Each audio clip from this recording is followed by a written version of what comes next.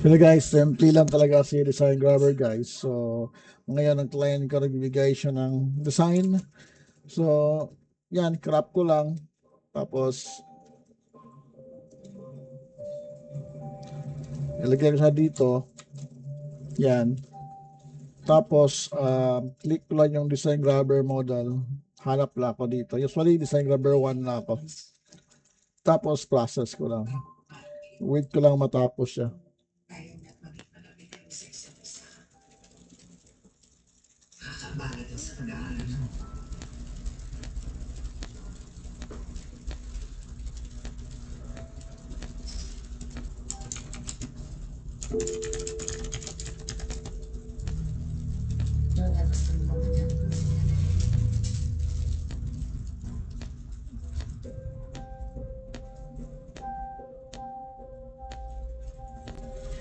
Yan. Yeah.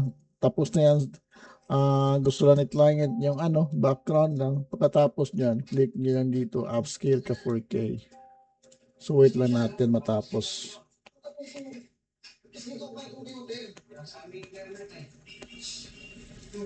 Yung sinabi ko sa'yo, sumama mo naman ako, ikaw drive mo.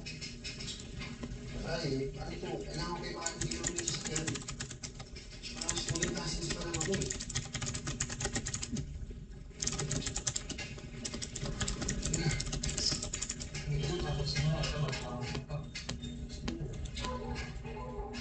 O sige, basta, pagkatigan tayo ba?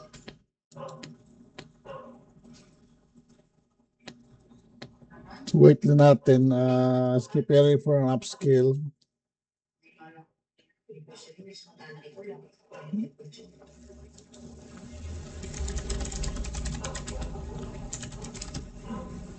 Oo nga, pero kailangan natin bumalik kasi baka magalit si mama. Ginagamit yung ban na pang-delivery niya eh.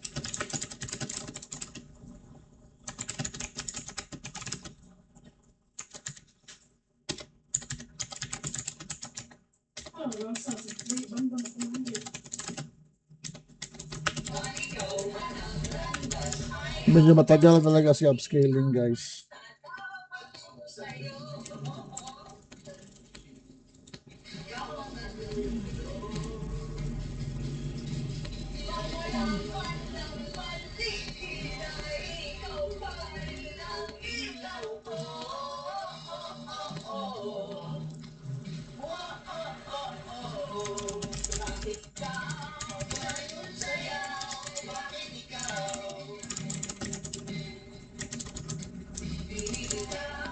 Kadami ng scam sir. Bago kayong PC baka pwede makabil ng automation.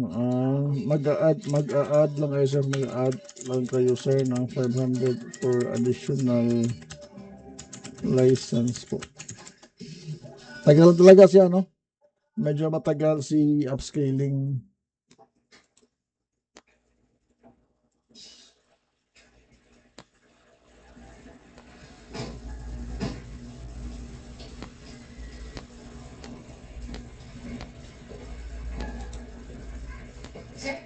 Saan po dito yung faculty? O kasi yung mahanap din ng school records ng mga dating teacher? Diretso mo po rin naman sa kanan po. Nakikita niyo na po yung student. Oo. Thank you.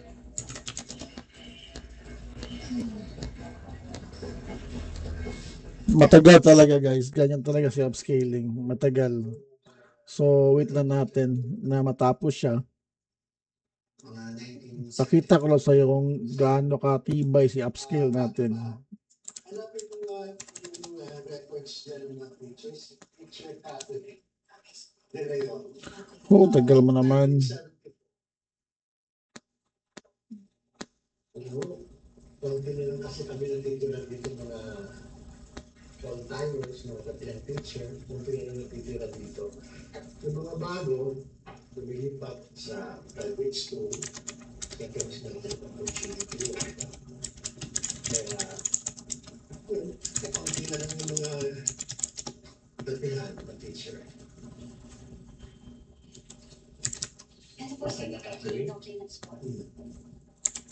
Catherine Guerrero.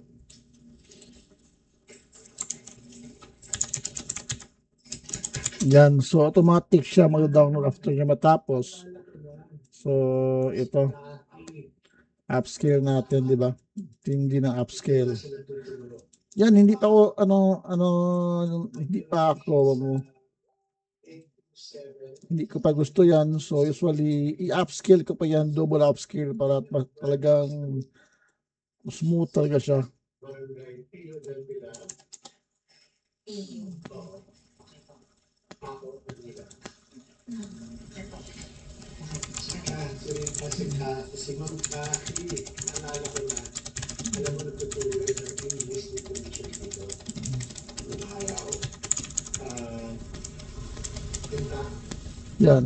Yes, i-upscale ko pa yan para talaga mag-smooth siya. Kasi ganyan na yan. Yan yung madalas yung tambayan pag nag-research siya.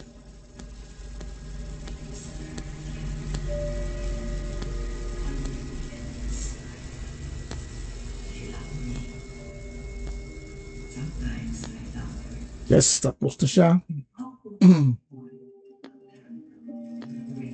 Yan. So, pakita ko sa'yo bakit ginagamitan ko siya ng upscaling. Kasi pag mag-upscaling ako, lalo siyang gumaganda. Tingnan mo, oh. Grabe, di ba? Gawang upscaling yan, no? Kahit i-zoom in, zoom out ko pa, talagang napakaangas niya, oh. Grabe.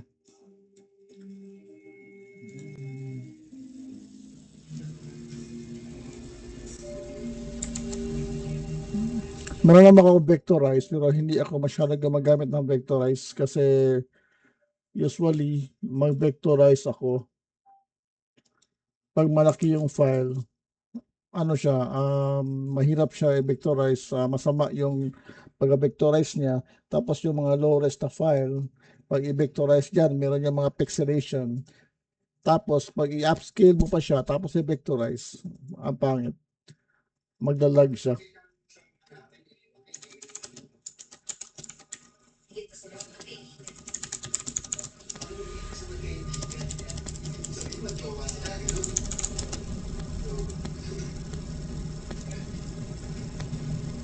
Basta malalim ang pinagsamahan nila ng kababata sa tulad ng bago. Yan ha.